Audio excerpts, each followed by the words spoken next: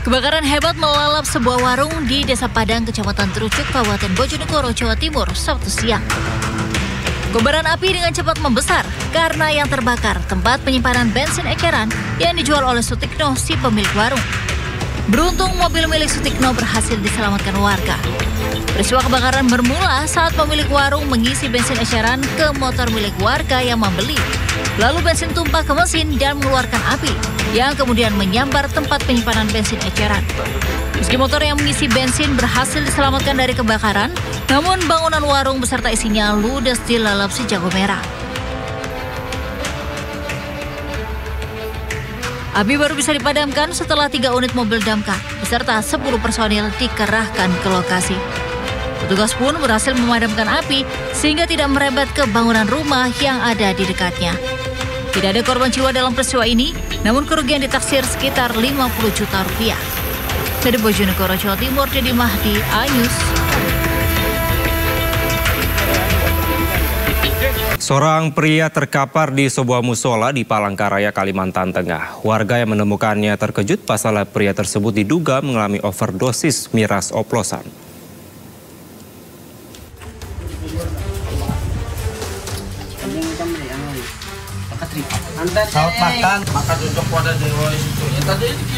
Warga di Palangkaraya gempar dengan penemuan seorang pria yang berada di tempat wudhu sebuah musola.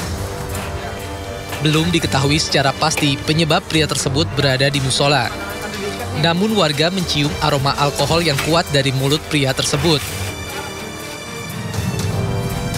Dengan kondisi mulut berbusa dan terkulai, warga yang khawatir akhirnya membawa pria tersebut ke Rumah Sakit Bayangkara, Palangkaraya.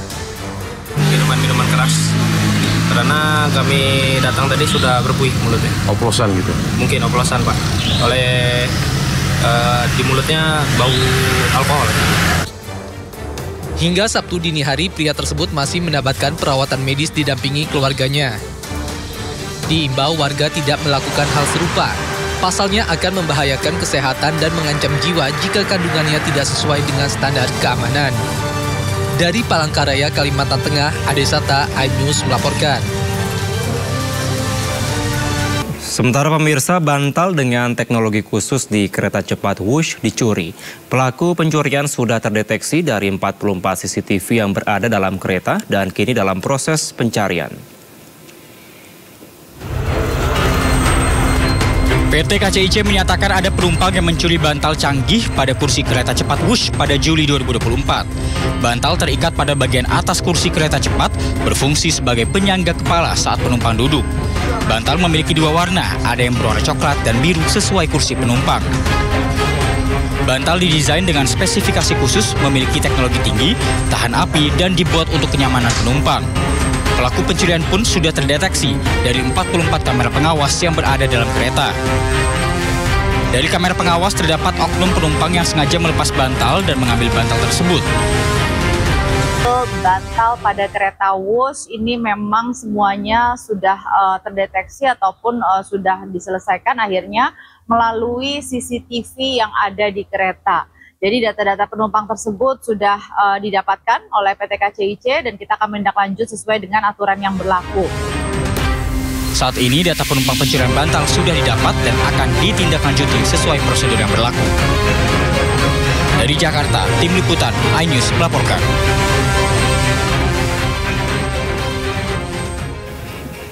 Informasi lainnya pemirsa, kuasa hukum Saka Tatal yakin bukti baru atau novum yang diajukan di sidang peninjauan kembali belum pernah ada di persidangan tahun 2016.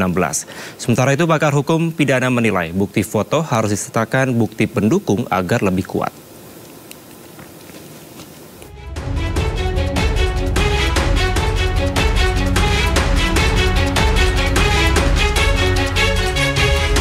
Tim kuasa hukum Saka Tatal tetap bersikukuh dan yakin bahwa bukti baru atau novum yang disampaikan dalam sidang peninjauan kembali adalah valid. Mereka mengklaim bukti foto itu belum pernah ada dalam persidangan tahun 2016 silam. Kuasa hukum juga yakin kematian Vina dan Eki bukan karena pembunuhan dan pemerkosaan, melainkan kecelakaan. Silahkan jaksa membuktikan apakah ada berkas kelima foto yang dijadikan novum di dalam persidangan Saka. Tidak pernah ada. Jangankan di sidang Saka, di sidang dewasa yang punya nomor perkara berbeda, tidak ada foto yang visualnya Vina dan bagian tubuh Vina bagian bawah dan bagian atas itu di dalam berkas 7 terpidana, apalagi di Saka. Jadi kalau misalnya foto yang bagian tubuh bawahnya Vina sudah ada di dalam berkas, jaksa meyakini ada pemerkosaan, hakim meyakini ada pemerkosaan, ya luar biasa. Karena bagian tubuh dalam novum yaitu benar-benar bagian tubuh yang mulus. Vina menggunakan celana dalam, mohon maaf, dan kelihatan dia menggunakan pembalut. Pakar hukum pidana Hipnu Nugroho menilai untuk mendapat kekuatan, setiap bukti foto harus disertakan dengan bukti pendukung lainnya. Karena foto itu harus dibicarakan, foto itu harus dibuktikan, foto itu harus dibunyikan bahwa Saka Tata tidak pernah ada di tempat. Ini yang penting. Jadi tidak perdebatan fotonya, tapi dikuatkan foto itu dengan bukti-bukti yang lain. Sehingga kalau kita identifikasi seberapa besar PK yang diajukan selama ini, itu keberhasilan ya antara 20-25%. Karena pembuktian penuh ada pada negara. Siapa? Penyidik polisi, penuntut umum jaksa, hakim pengadilan negeri, hakim pengadilan tinggi, termasuk hakim kasasi. Nah, disinilah saya kira evaluasi dilakukan. Sehingga potensi dikabulkan, tadi saya katakan memang salah bisa, tapi sedikit 20 boleh. Mudah-mudahan kasus Tata ini bagian dari 20 atau 25% terhadap PK yang diajukan di Indonesia. Sebelumnya, pihak termohon yakni kejaksaan menilai bukti foto yang dilampirkan Saka Tatal bukanlah novum atau bukti baru. Hal itu disampaikan termohon dalam sidang peninjauan kembali mantan terpidana kasus Vina Saka Tatal di Pengadilan Negeri Cirebon Jumat pagi. Dari Cirebon, Jawa Barat, To Iskandar, iNews melaporkan.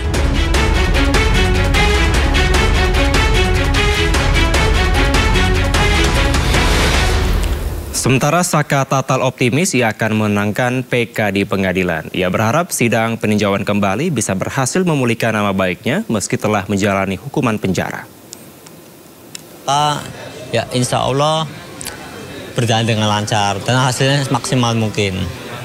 Jadi pendapat Saka ini semoga PK yang Saka ajukan ini jawabannya lebih maksimal mungkin apa yang diharapkan. Jadi Saka juga berterima kasih atas dukungannya buat teman-teman Saka ataupun dari warga Saka. Ada juga dari netizen juga atas dukungannya. Saka berterima kasih atas meluangkan waktunya. Padahal Saka ini tidak pernah mengharapkan kedatangannya. Saka ini benar-benar kaget. Ada teman-teman yang rela kerjaannya ditinggalkan demi mendampingi Saka. Ya, pemirsa, diva internasional Anggun C. Sasmi akan menggelar konser nanti malam 28 Juli 2024 di tanah air. Konser berkonsep orkestra dengan panggung imersif dipastikan akan mengobati kerinduan pada lagu-lagu Anggun.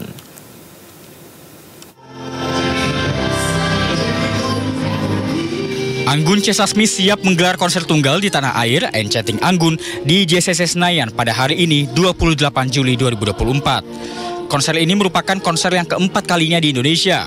Anggun mengaku konser ini spesial dan ia senang bisa kembali ke tanah air bertemu para penggemarnya. Pada konser kali ini, Anggun tak hanya bernyanyi seorang diri, tapi juga membawa teman seperti Ahmad Albar, Ian Antono, Fabio Asher, dan Isyana Sarasvati. Konser ini bertajuk Kerinduan dengan musik dan lagu-lagu dari Anggun dengan mengusung konsep artistik dan kreatif serta kehangatan dan seksi yang merefleksikan pribadi Anggun. Anggun akan menyanyikan 20 lagu mengenakan gaun serta perhiasan elegan dari para desainer ternama, yaitu Didit Hedi Prasetyo, Hari Salim, Melahyar, dan Rinaldi Yunardi. Aku kerjasama dengan Rangga Jonet, itu satu scenograf yang aku suka banget. Jadi kita akan bikin konser tuh seperti imersif. Ini konser kayak ada lintas generasi. Dan juga aku memvisit lagu-lagu lama, lagu baru, dan lagu-lagu orang lain juga. Yang pokoknya itu kayak semacam tribute juga. Anggun, artis berdarah Indonesia yang berhasil menjual albumnya hingga 2 juta keping di pasar internasional. Konser ini diharapkan dapat menarik lebih banyak wisatawan Nusantara dan juga mancanegara. Dari Jakarta, Tim Liputan iNews melaporkan.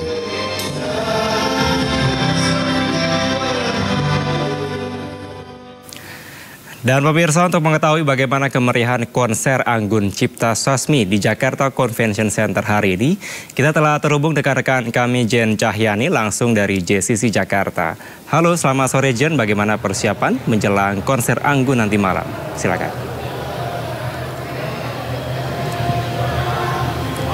Selamat sore Kevin dan juga pemirsa. Sore ini saya sudah berada tepat di Jakarta Convention Center, di mana ini adalah venue dari konser Anggun C. Sasmi yang akan digelar pada malam nanti. Nah, ini tepat saya di depan pintu masuk Plenary Hall Jakarta Convention Center. Nantinya konser Anggun C. Sasmi ini bertemakan Enchanting Anggun and Friends. Baik, Kevin.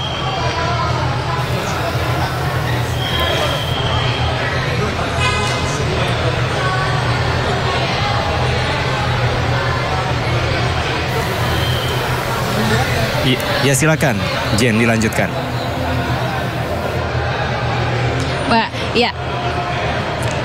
Ya, Kevin dan juga pemirsa. Nah, kalau kita lihat kemeriahannya di sini ya, ini persiapan tentu saja sudah dilaksanakan dan para penggemar dari Anggun C. Sasmi sendiri sudah mulai berkumpul ya. Nantinya pada pukul 6 sore gate akan dibuka dan pukul 7 malam akan dimulai konsernya. Nah, untuk mengetahui antusias dari para penggemarnya di sini sudah ada bersama saya. Halo teman-teman, dengan siapa? Putra, Kak. Dengan Ikin. Dengan Teguh. Betul. Tadi perasaannya malam ini mau nonton konser idola. Kalau untuk pribadi saya sangat excited karena untuk konser seperti ini tuh seperti konser hajatan untuk Anggunesia, khususnya fans sejati Anggun Cipta Sasmi. Beli tiket di section berapa nih? Kalau saya di festival karena lebih seru aja dan banyak teman-teman saya di festival, jadi euforia untuk nontonnya itu lebih kerasa. Sama Anggun dari tahun berapa sih nih kalau boleh tahu? Kalau untuk kenal sih memang dari kecil kenal ya, cuman lagunya doang dan namanya Anggun. Tetapi sosoknya belum begitu kenal karena jarang warawiri di televisi Indonesia, jadi lebih di luar. Ketika dia ada jadi salah satu juri di salah satu televisi tahun 2013, saya semakin kenal lebih dalam dan semakin lebih bangga kepada sosok Anggun, apalagi dengan pencapaian dia dalam dunia musik. Baik, terima kasih banget. Selamat menonton ya teman-teman. Nah, itu dia Kevin dan juga pemirsa. Nah, saat ini saya masih memantau di sini kemeriahannya. Kalau tadi saya lihat di dalam, ia sudah ada antrian untuk berfoto di depan banner bertuliskan Anggun, konser Anggun Enchanting Anggun ya. Nanti akan kita lihat bagaimana keseruan dan kemeriahannya karena ini memang berdasarkan informasi yang kami dapatkan untuk tiket yang dijual mulai dari 300 ribuan saja dan ini tentu saja mengundang antusias para penggemar Anggun yang memang diva Indonesia yang sudah berkarir di kancah internasional. Saya kembalikan ke Anda, Kevin. Baik, terima kasih Jen Cahyani melaporkan langsung dari JCC Senayan Jakarta. Selamat menonton konser Anggun ya nanti malam, Jen. Terima kasih Anda masih di Sindo Sore pemirsa. Seorang perempuan asal Medan, Sumatera Utara ditemukan meninggal dunia diduga usai menjalani sedot lemak di salah satu klinik kecantikan di Depok, Jawa Barat. Polisi telah memeriksa sejumlah saksi sementara pihak klinik belum memberikan keterangan dan tidak beroperasi sejak beberapa hari lalu.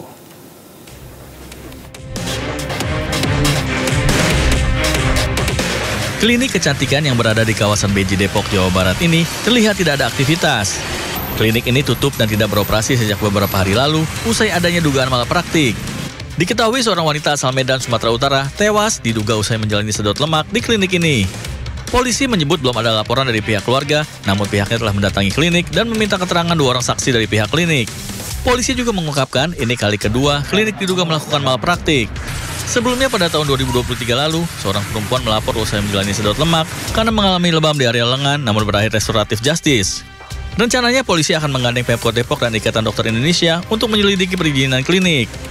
Terkait dengan info tersebut, kami menindaklanjuti dengan melakukan penyelidikan untuk mengetahui kebenaran dari informasi tersebut yang beredar di media sosial. Sementara itu, hingga kini belum ada keterangan resmi dari pihak klinik dan juga korban. Dari Depok, Jawa Barat, Iyung Rizky, Ainus melaporkan.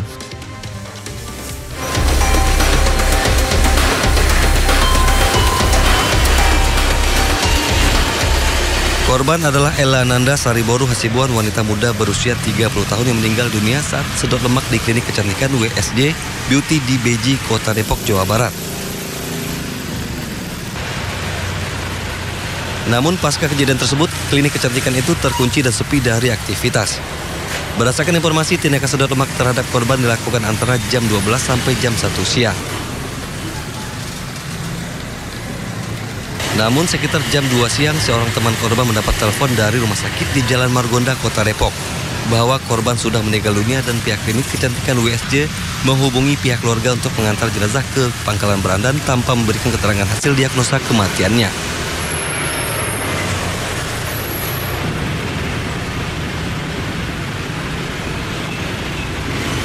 Meski keluarga korban di Kota Medan telah meminta agar pihak klinik bertanggung jawab lantaran kematian korban sangat tidak wajar.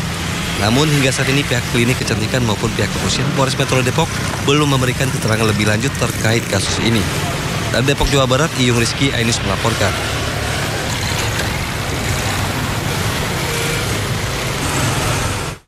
Seorang perempuan meninggal dunia diduga akibat sedot lemak di salah satu klinik kecantikan di Depok, Jawa Barat. Nah, pemirsa, untuk membahas lebih dalam sudah bergabung bersama kami sejumlah narasumber. Kasihumas Polres Metro Depok Ibtu Made Budi dan dokter spesialis bedah plastik, rekonstruksi dan juga estetik ada Dr. Risa Krisanti. Selamat sore Pak Made dan juga Dr. Risa.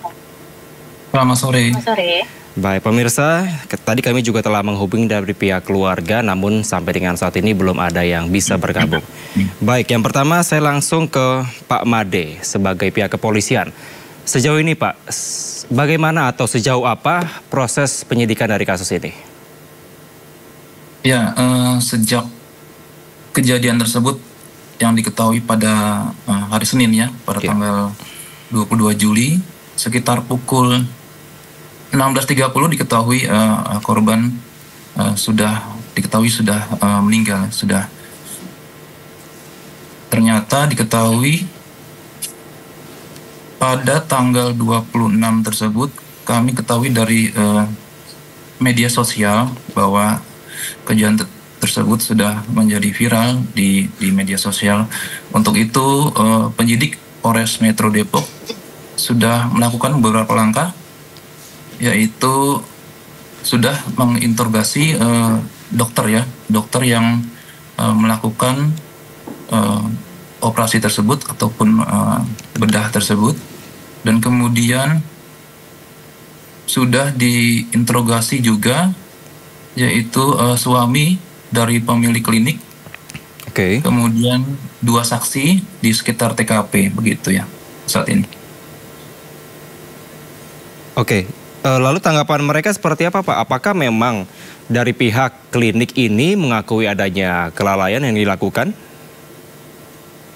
Ya, sampai saat ini kami belum terima hasil dari penyidik dari Satreskrim Polres Metro Depok terkait hasil yang dilakukan interogasi oleh penyidik kepada para saksi yang tadi kami sebutkan begitu. Oke, Pak Made, bukankah tahun 2023 ini kami mendapatkan informasi klinik tersebut sudah pernah dilaporkan dengan kasus yang sama? Kok ini tahun 2024 masih bisa terjadi, Pak? Ya, betul sekali, tahun 2023 diketahui klinik tersebut pernah dilaporkan untuk kasus yang sama, yaitu malpraktek ya. Namun diketahui juga ternyata ada kesepakatan damai oleh korban dan pihak dari klinik tersebut. Pak Made, kita tahan sejenak, kita ke Dokter Risa terlebih dahulu. Dok, sebenarnya untuk praktik dari sedot lemak ini seperti apa sih Dok untuk mekanismenya? mekanismenya itu kan ada SOP-nya ya. Jadi pada saat pasien datang itu tuh pasien tuh harus menjalani beberapa prosedur. Pertama tuh harus konsultasi dulu yang pasti. Di sini tuh dokter tuh harus menjelaskan tujuan operasi, kemudian prosedur, resiko sampai komplikasi. Jadi biar pasien tuh bisa sebelumnya tuh bisa mempersiapkan gitu sampai dia mengerti. Kemudian tuh pasien tuh harus menjalani beberapa pemeriksaan laboratorium dan beberapa tes kesehatan. Yang mulai dari tes darah, cek jantung, dan beberapa obat yang harus juga di stop selama operasi. Seperti obat pengencer darah dan lain-lain. Dan juga ini semuanya ini untuk meminimalkan terjadinya komplikasi gitu selama operasi berlangsung gitu. Dan juga mungkin dokter juga harus mengetahui riwayat penyakit pasien sebelumnya ya. Berarti memang untuk dokter ini harus memiliki izin ya, Dokter Risa, sebelum melakukan tindakan sedot lemak ini terhadap pasien? Iya, tentu. Dan untuk tindakan sedot lemak ini biasanya dokter yang harus berkompetensi ya. Kompetensinya biasanya kan kalau sedot lemak itu kompetensinya bedah plastik gitu. Saya kembali lagi ke Pak Made. Pak Made, saya mendapatkan informasi bahwa pihak dari Polres Metro Depok ini mendapatkan fakta bahwa memang ada keterangan dari salah satu dokter dan juga 2 orang perawat yang menyatakan memang ada miss di sana. Ada pembuluh darah yang pecah di salah satu tangan ketika melakukan praktek sedot lemak. Apakah memang ini sudah dapat ditindaklanjuti bahwa memang ini ada kelalaian dari pihak petugas medis atau seperti apa, Pak Made? Ya, seperti yang kami sampaikan tadi, saat ini kami semua juga masih menunggu hasil dari proses penyidikan dari Satreskrim Polres Metro Depok. Apakah ini memang ada kelalaian atau seperti apa dari proses bedah dari korban tersebut yang dilakukan oleh dokter. Yang diketahui bahwa si korban tersebut melakukan bedah pengurangan lemak di bagian tangan di sebelah kanan dan kirinya. Namun ketika menginjak pada operasi bedah di tangan sebelah kiri, diketahui pembuluh darah di sebelah kiri pecah ya. Kemudian pada saat itu diketahui korban tidak sadarkan diri. Berarti masih menunggu kepastian ya dari pihak Satreskrim untuk melakukan penyidikan. Tapi terkait dengan perizinan dari klinik tersebut, apakah sudah ada informasi, Pak Made? Betul, perizinan juga masih kami tunggu. Apakah memang klinik WSJ tersebut memiliki izin praktek yang sah atau tidak? Apakah memang dokternya mempunyai kompetensi bedah sedot lemak atau tidak, seperti itu?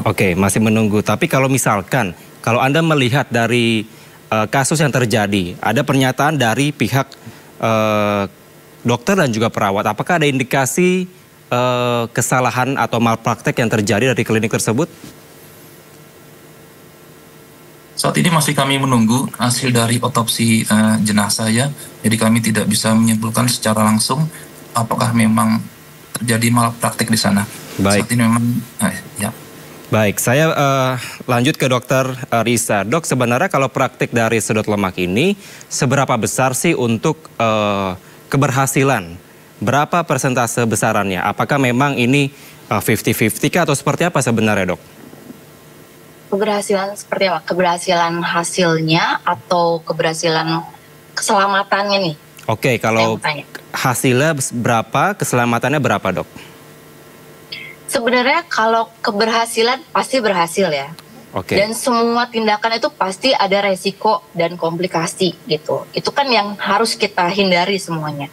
Untuk keselamatan itu kan makanya ada beberapa prosedur yang harus kita jalankan, seperti pemeriksaan sebelumnya, kemudian riwayat pasien yang harus kita ketahui, dan juga riwayat obat-obatan juga yang harus kita ketahui. Itu bisa meminimalkan risiko tersebut gitu. Itu sih. Dokter Risa, sebenarnya untuk bisa melakukan praktik dari sedot lemak ini, dokter spesialis apa sih yang berkompeten untuk bisa melakukan tindakan ini? Dokter spesialis bedah plastik. yang berkompeten untuk melakukan tindakan liposuction. Oke, apa yang harus dilakukan dari dokter tersebut untuk bisa atau sebelum melakukan tindakan itu, dok? Maksudnya gimana? Prosedur yang sebelum dilakukan dari dokter tersebut dan juga pada saat melakukan tindakan sedot lemak seperti apa sih sebenarnya? Ya itu yang tadi ya, konsultasi, kemudian pasien juga harus menjalankan beberapa pemeriksaan, kemudian juga kita juga harus menjelaskan juga kan tentang resiko dan resiko dan komplikasinya ya. Terus udah gitu pasien juga sebelum operasi juga harus menjalankan seperti puasa gitu. Terus udah gitu pokoknya setelah kita semua menjelaskan itu, pasien juga harus menandatangani surat penjelasan itu yang namanya kita informed consent ya, persetujuan operasi. Itu. Jadi pasien benar-benar harus mengerti dulu semua prosedur, tindakan, resiko, kemudian durante operasi, teknik operasi yang akan kita lakukan, kemudian tim dari dokter yang akan terlibat, timnya siapa saja, pasien juga harus tahu. Oke, berarti sebetulnya untuk pasien sendiri sudah mengetahui dan sudah melakukan kesepakatan begitu ya, dok ya, sebelum melakukan tindakan sedot lemak tersebut. Seharusnya sudah seperti itu. Dan pasien juga harus menandatangani surat persetujuan operasi yang disebut juga dengan informed consent. Oke, dokter Risa, ini ada dugaan bahwa kesalahan karena adanya pecahnya pembuluh darah. Bagaimana analisa Anda untuk kasus sedot lemak ini? Apakah memang ini pernah terjadi atau seperti apa sebenarnya, dokter Risa? Untuk kasus yang sekarang ini saya nggak bisa komen banyak ya, karena kan kita harus tunggu dulu hasil dari visum, kemudian dari pemeriksaan polisi juga gitu. Jadi saya itu bukan ranah saya untuk membahas sekarang ini gitu, karena kita belum tahu nih apa yang terjadi di klinik itu tuh apa gitu. Pasiennya terjadi karena apa, kita juga kan belum tahu. Kita belum bisa menyimpulkan. Oke, tapi kalau misalkan dari kondisi pasiennya sendiri, dok, apa sih bagaimana kondisi pasien kira-kira untuk bisa dilakukan atau bisa melaksanakan sedot lemak ini, atau seperti apa kondisi pasien seharusnya? Ya, yang pasti pasien harus dalam keadaan sehat ya. Dengan kita melihat hasil laboratoriumnya juga harus baik laboratoriumnya, kemudian pemeriksaan jantungnya juga harus baik. Gitu. Itu kan semua tergantung dari kondisi pasien, kemudian dari toleransi operasi, dari anestesinya, dari obat biusnya ya. Itu kan obat biusnya bisa lokal, bisa dengan pembiusan, itu tergantung dengan prosedurnya. Baik, dokter, ini apakah ada bagian-bagian tubuh tertentu, apakah memang hanya diperbolehkan tangan sajakah untuk dilakukan sedot lemak, atau memang semuanya boleh atau seperti apa, dok? Untuk sedot lemak semua bisa dilakukan, mulai dari leher, perut, pinggang, paha, lengan, itu semua bisa dilakukan gitu. Dan itu kan namanya liposuction itu hanya untuk shaping ya, bukan untuk penurunan berat badan. Gitu. Oke, baik. Terakhir saya mau ke Pak Budi lagi, Pak Made Budi. Pak, kira-kira untuk sanksinya bila mana ini terbukti bersalah, melakukan malpraktik, apa kira-kira sanksi yang akan diberikan kepada pihak dokter ataupun dari perawat dan juga dari pihak kliniknya, Pak Budi? Ya, diketahui sampai saat ini masih kami tunggu laporan secara resmi dari pihak keluarga korban. Namun ternyata belum juga untuk datang ke Polres Metro Depok untuk membuat laporan.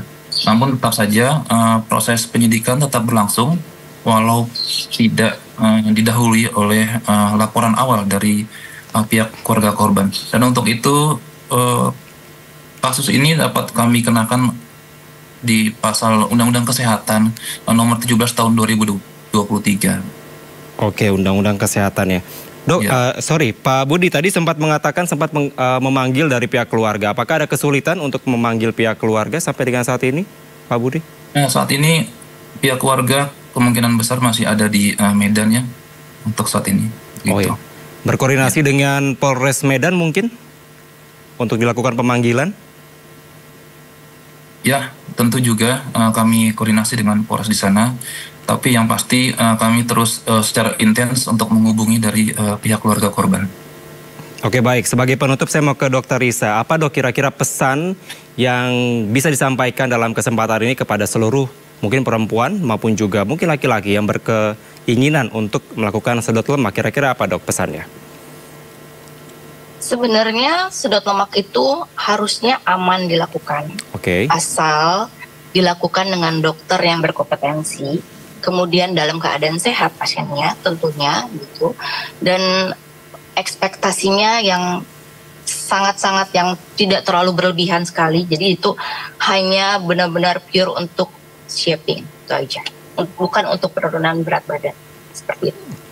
Oke, dilakukan dengan dokter berkompeten dan juga tentunya dalam kondisi sehat. Dan juga kita masih menunggu tentunya dari Pak Budi bagaimana update dari penyidikan kasus ini, Pak. Terima kasih.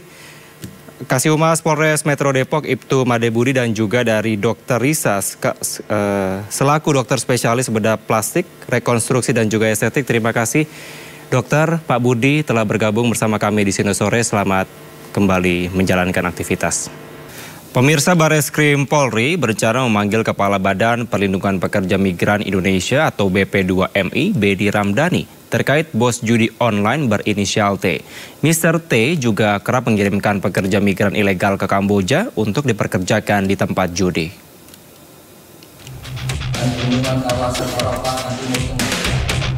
Kepala Badan Perlindungan Pekerja Migran Indonesia BP2MI, Benny Ramdhani tengah jadi sorotan. Pernyataan Benny bahwa seorang warga negara Indonesia berinisial T menjadi bos judi online jaringan internasional menjadi kontroversi. Namun Benny menegaskan pernyataan tersebut bukan pepesan kosong. Benny menyampaikan hal tersebut langsung kepada Presiden. Sosok T disebut-sebut sebagai otak dan aktor bisnis judi online di Kamboja. Juga kerap mengirimkan pekerja migran ilegal ke Kamboja untuk dipekerjakan di industri perjudian. Menanggapi pernyataan tersebut, Bareskrim Polri menerbitkan surat perintah penyelidikan. Bareskrim akan meminta keterangan pada Benny Ramdhani hari Senin 29 Juli. Teman-teman media, maka mendasari laporan informasi itu terbitlah surat perintah penyelidikan. Maka langkah-langkah Polri dalam hal ini oleh Bareskrim, Direktorat Tipidum akan melakukan langkah-langkah untuk memanggil, ya, dalam hal ini adalah terhadap Saudara Benny Ramdhani. Truno Yudo menegaskan Polri akan menerapkan penegakan hukum sesuai undang-undang termasuk kepada sosok inisial T. Sementara BP2MI juga menilai sudah saatnya pemerintah mengambil tindakan tegas dengan menangkap para bandar serta dalang di balik penempatan pekerja migran ilegal dan judi online. Tim Liputan iNews melaporkan. Sementara Menkominfo Budi Aris Setiadi menyebutkan tidak mengetahui sosok berinisial T yang diduga mengendalikan judi online di Indonesia. Budi Aris enggan untuk berspekulasi dan menyerahkan sepenuhnya ke polisi untuk menelusuri.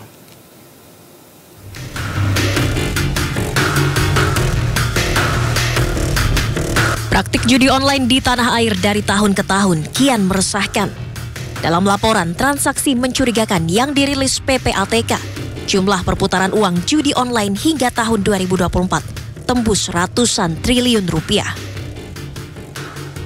Belakangan berembus kabar bahwa praktik judi online di Indonesia dikendalikan sosok bandar berinisial T yang disebut tak pernah dan tak akan pernah tersentuh hukum. Hal ini disampaikan Kepala Badan Perlindungan dan Pekerja Migran Indonesia, Benny Ramdhani. Ia menyebut temuan ini telah disampaikan kepada Presiden Jokowi.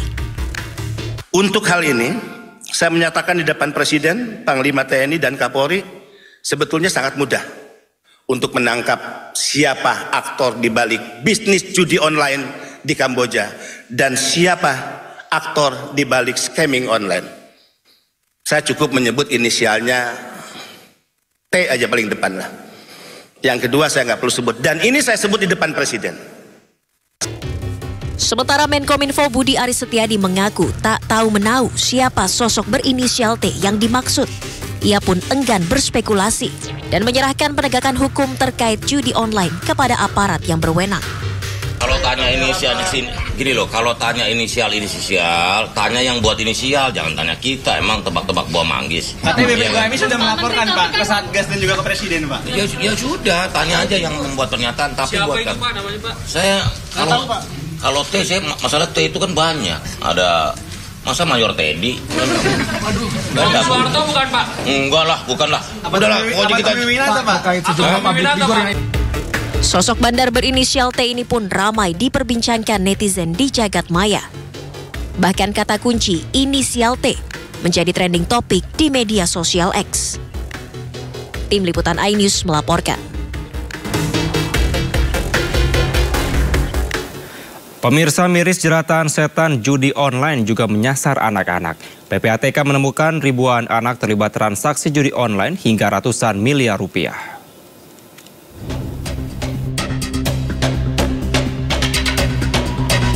Komisi Perlindungan Anak Indonesia bersama Pusat Pelaporan dan Analisis Transaksi Keuangan merilis data terbaru tentang transaksi judi online yang melibatkan anak-anak. Tak tanggung-tanggung, anak-anak yang terlibat transaksi judi online berjumlah hingga ribuan orang dengan total nilai transaksi ratusan miliar rupiah. PPATK menemukan sebanyak 1.160 anak usia di bawah 11 tahun bermain judi online. Nilai transaksi judi online tersebut mencapai 3 miliar rupiah. Selain itu, PPATK juga menemukan fakta bahwa anak usia 11 hingga 16 tahun juga terjerat judi online dengan nilai transaksi mencapai 7,9 miliar rupiah. Sementara jeratan judi online terbanyak menyasar 191.380 anak dengan rentang usia 17 hingga 19 tahun. Total nilai transaksinya fantastis mencapai 282 miliar rupiah. Dengan data tersebut, total anak-anak yang terjerat modus judi online mencapai 197.054 orang. Dengan total nilai deposit mencapai 293,4 miliar rupiah. Kami menemukan memang luar biasa banyak transaksi yang terkait dengan anak-anak yang melakukan judi online. Itu bisa by concern atau memang keinginan dia sendiri. Tadi disampaikan itu bisa terkoneksi dengan yang namanya game online, atau memang tujuannya data anak itu dipergunakan dengan menggunakan rekening QQ dan segala macam untuk kepentingan judi online. Nah, PPATK menemukan perkembangan baru terkait dengan resiko ini terus meningkat kalau tidak dijaga. Ini akan magnitude-nya akan semakin besar. Tapi alhamdulillah Satgas bekerja dengan sangat kuat sehingga ini bisa terus kita secara preventif kita mitigasi. Nah, PPATK menemukan data anak bertransaksi judi berdasarkan usia Kalau di bawah 11 tahun itu sekali lagi ini data yang terakhir yang terjadi tahun 2024 itu 1.160 orang anak di bawah 11 tahun. PPATK juga mengungkap modus judi online yang biasa menjerat anak. Modus tersebut dilakukan operator judi online dengan menyusupkan link judi online melalui koneksi game online. Dari Jakarta, Tim Liputan iNews melaporkan. Pemirsa, Dewan Pimpinan Pusat PDI Perjuangan mendesak Komnas HAM untuk menetapkan peristiwa penyerangan kantor dari DPP PDI pada 27 Juli 1996 sebagai pelanggaran HAM berat. Hal tersebut disampaikan Ketua DPP PDI Perjuangan Ganjar Pranowo dalam acara peringatan 27 Juli di Jakarta.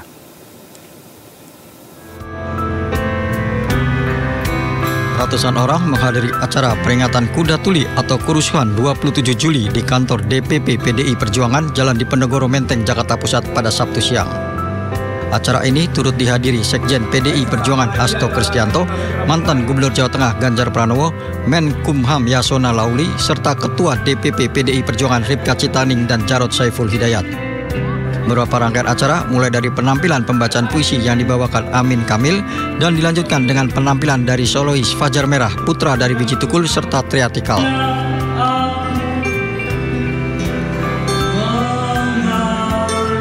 Pada kesempatan tersebut, Ketua DPP PDI Perjuangan Bidang Pemerintahan dan Otonomi Daerah Ganjar Pranowo mendesak Komnas HAM untuk menetapkan peristiwa pada 27 Juli 1996 tersebut sebagai pelanggaran HAM berat. Peristiwa semacam kuda tuli dalam bentuk lain menurut Ganjar Pranowo bisa saja terjadi pada partai politik apapun yang bisa menghancurkan demokrasi. Kuda tuli akan bisa terjadi kepada partai politik apapun dimanapun. Mereka tidak berani bicara, mereka seperti cucuk hidungnya dan mengekor saja. Maka hancurlah demokrasi. Maka kita menyampaikan kepada Komnas HAM agar ini dicatat sebagai pelanggaran berat dan kemarin sudah disampaikan. Tentu itu butuh perjuangan, butuh dukungan publik agar kemudian tidak terulang. Merujuk pada keterangan dari Komnas HAM, pada peristiwa penyerbuan kantor DPP PDI pada 27 Juli 1996, sebanyak 5 orang tewas, 149 orang luka, dan 23 orang hilang. Kegiatan peringatan peristiwa kuda tuli ke-28 tahun ini ditutup dengan pidato dan tabur bunga yang dipimpin langsung oleh Sekjen PDI Perjuangan Hasto Kristianto. Dari Jakarta, Irfan Hardiansyah, Ari Setiawan, iNews melaporkan.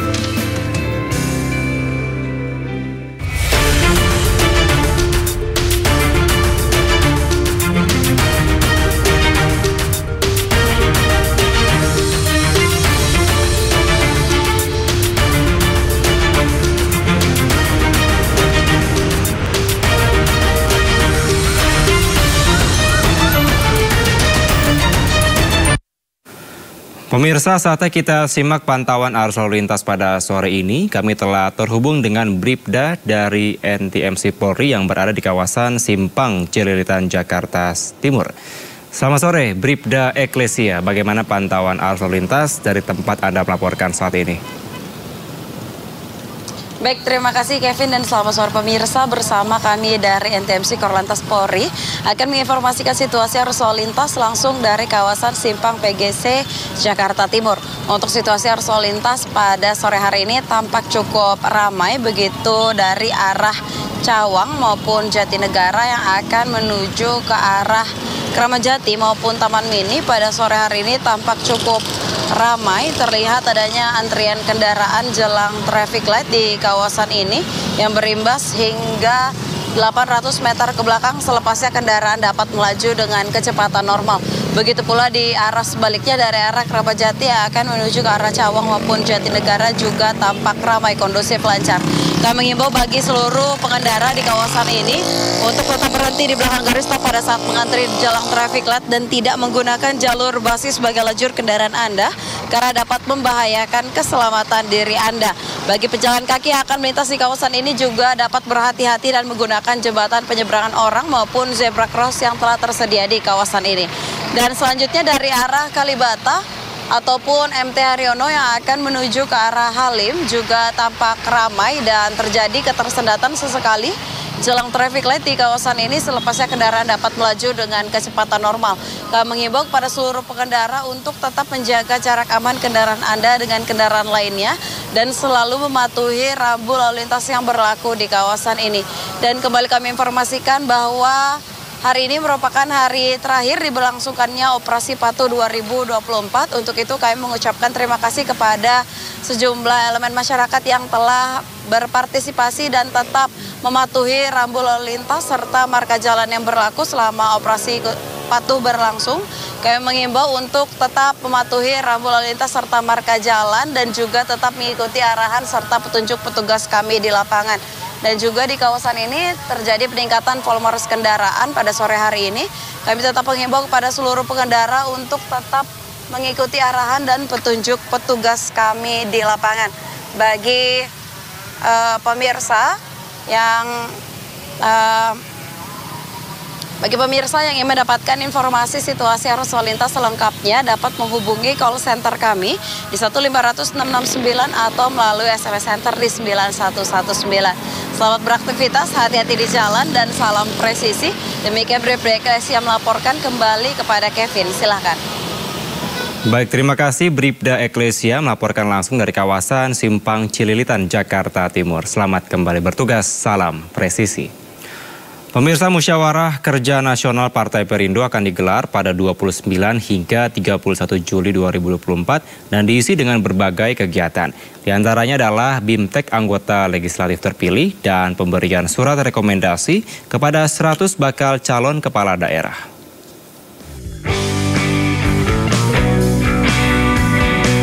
menghadapi pilkada serentak serta pelantikan anggota legislatif, Partai Perindo menggelar Musyawarah Kerja Nasional di Jakarta pada 29 hingga 31 Juli 2024. Mengusung tema transformasi bangkit untuk Indonesia sejahtera. Mukernas ini akan menjadi momen untuk memperkuat struktur partai jelang pilkada serentak 2024 dan menyusun program kerja ke depan. Salah satu agenda Mukernas adalah bimbingan teknis kepada 381 anggota legislatif terpilih sebelum dilantik.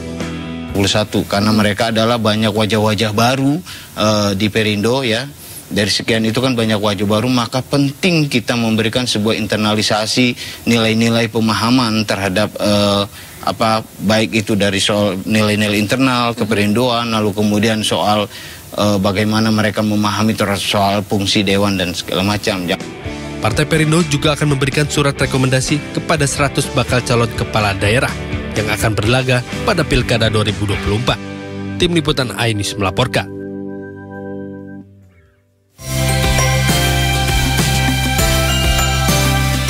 Jelang Pilkada serentak dan juga pelantikan anggota dewan, Partai Perindo akan menggelar Musyawarah Kerja Nasional di Jakarta.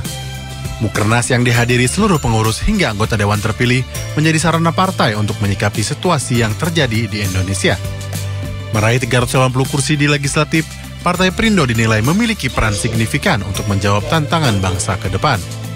Dan kami juga mengangkat tema bangkit untuk Indonesia sejahtera ini adalah upaya kami melihat bahwa Partai Perindo ini masih besar. Sebagai partai yang mungkin belum masuk ke dalam Senayan, kami memiliki 381 kursi di beberapa daerah di Indonesia yang artinya ini cukup signifikan. Dalam Mukernas juga akan diberikan rekomendasi kepada 100 bakal calon kepala daerah yang akan berjuang membangun daerahnya masing-masing. Tim Liputan iNews melaporkan. Pemirsa, PDIP yang belum pernah unggul di pemilihan Gubernur Jawa Barat menyodorkan pasangan Ridwan Kamil dan Ono Surono untuk bertarung di Pilkada serentak 2024. Sementara politisi Partai Gerindra Deddy Mulyadi melakukan safari politik ke sejumlah kiai di Purwakarta, Jawa Barat.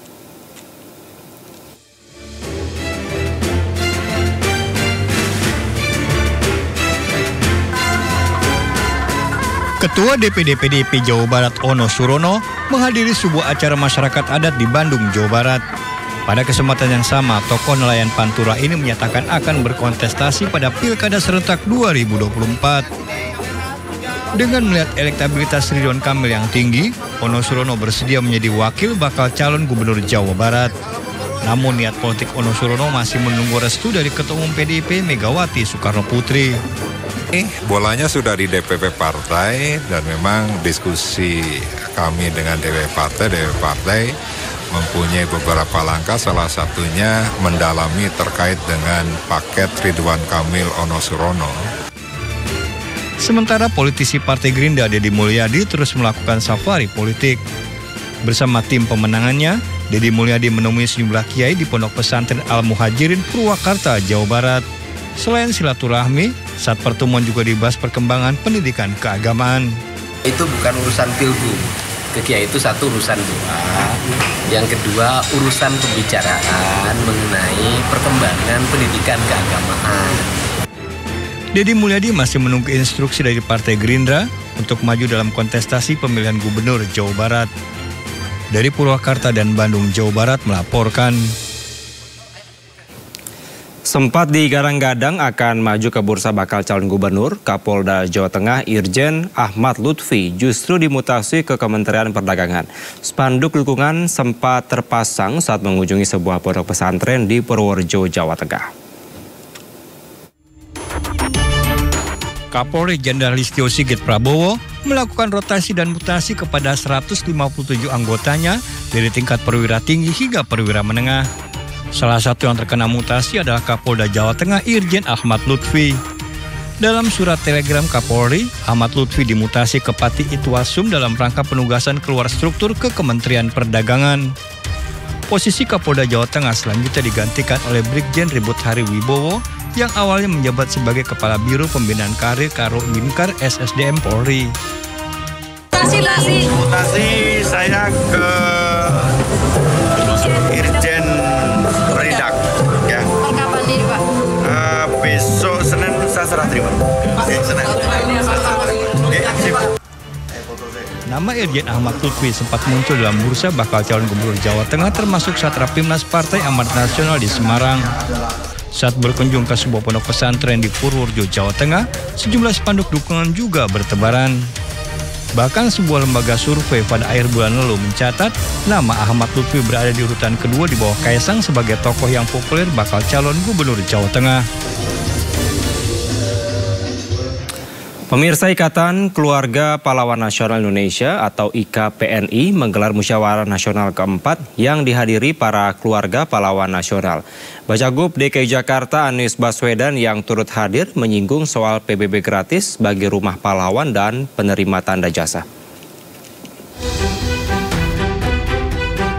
Anies Baswedan menghadiri undangan musyawarah nasional IKPNI di Auditorium Kementerian Pertahanan Jakarta Pusat, mewakili sang kakek yang juga merupakan seorang tokoh pahlawan nasional, yakni A.R. Baswedan.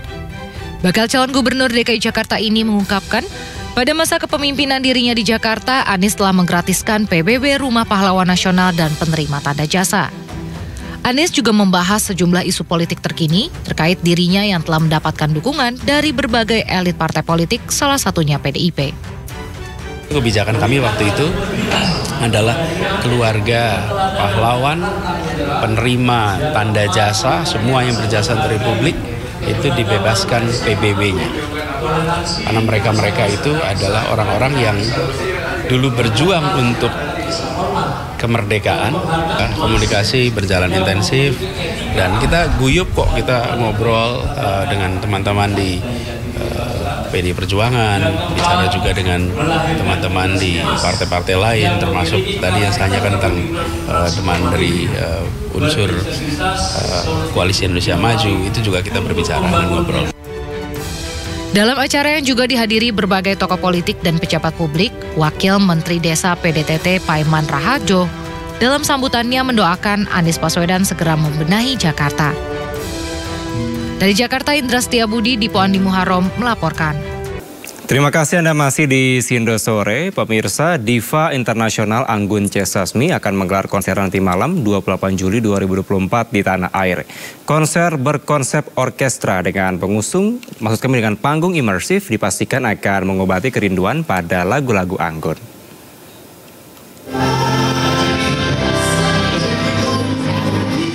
Anggun C. Sasmi siap menggelar konser tunggal di tanah air Enchanting Anggun di JCC Senayan pada hari ini 28 Juli 2024. Konser ini merupakan konser yang keempat kalinya di Indonesia. Anggun mengaku konser ini spesial dan ia senang bisa kembali ke tanah air bertemu para penggemarnya. Pada konser kali ini, Anggun tak hanya bernyanyi seorang diri, tapi juga membawa teman seperti Ahmad Albar, Ian Antono, Fabio Asher, dan Isyana Sarasvati. Konser ini bertajuk Kerinduan dengan musik dan lagu-lagu dari Anggun dengan mengusung konsep artistik dan kreatif serta kehangatan dan seksi yang merefleksikan pribadi Anggun. Anggun akan menyanyikan 20 lagu mengenakan gaun serta perhiasan elegan dari para desainer ternama, yaitu Didit Hedi Prasetyo, Haris Salim, Melahyar, dan Rinaldi Yunardi. Aku kerjasama dengan Rangga Jonet, itu satu scenograf yang aku suka banget. Jadi kita akan bikin konser tuh seperti imersif. Ini konser kayak ada lintas generasi. Dan juga aku memvisit lagu-lagu lama, lagu baru, dan lagu-lagu orang lain juga. Yang pokoknya tuh kayak semacam tribute juga. Anggun, artis berdarah Indonesia yang berhasil menjual albumnya hingga 2 juta keping di pasar internasional. Konser ini diharapkan dapat menarik lebih banyak wisatawan Nusantara dan juga mancanegara. Dari Jakarta, Tim Liputan iNews melaporkan.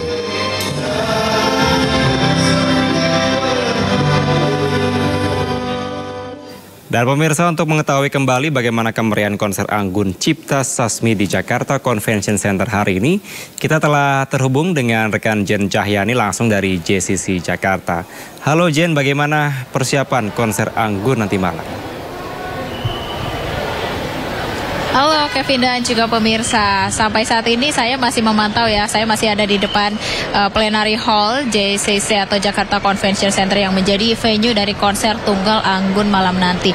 Dan saat ini pukul 17.54 ini sudah dibuka ya gate masuk atau pintu masuk ke dalam venue, dan sampai saat ini masih banyak juga para penggemar Anggun yang masih saja berdatangan untuk menonton konser Anggun. Selain itu di dalam sana tadi kami lihat juga masih ada antrian para penggemar Anggun yang ingin berfoto di depan banner bertuliskan tema dari konser ini, yakni Enchanting Anggun. Ya, setelah 5 tahun tidak mengadakan konser, kali ini Anggun kembali mengadakan konser tunggal di Indonesia. Tentu saja ini mengobati kangen para penggemar Anggun itu sendiri untuk mendengarkan nyanyiannya dan lagu-lagunya yang akan dibawakan. Ada banyak lagu nanti yang akan dibawakan, baik lagu lama maupun juga lagu baru. Dan untuk tiket konser ini berdasarkan informasi yang kami dapatkan ini cukup terjangkau ya.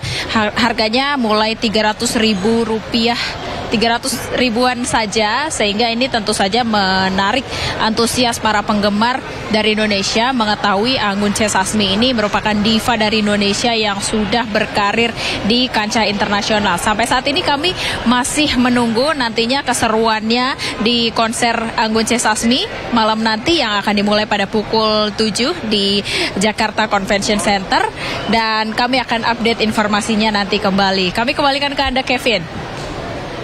Baik, terima kasih Jen Cahyani melaporkan langsung dari kawasan JCC Senayan Jakarta. Selamat kembali bertugas dan selamat menonton nanti ya.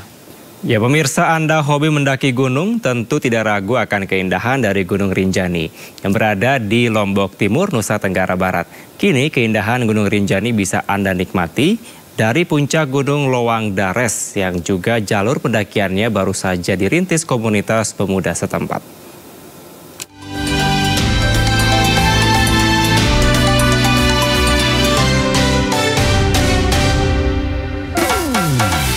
Pemirsa, siapa nih yang masih meragukan keindahan Gunung Rinjani yang berada di Lombok Timur, Nusa Tenggara Timur?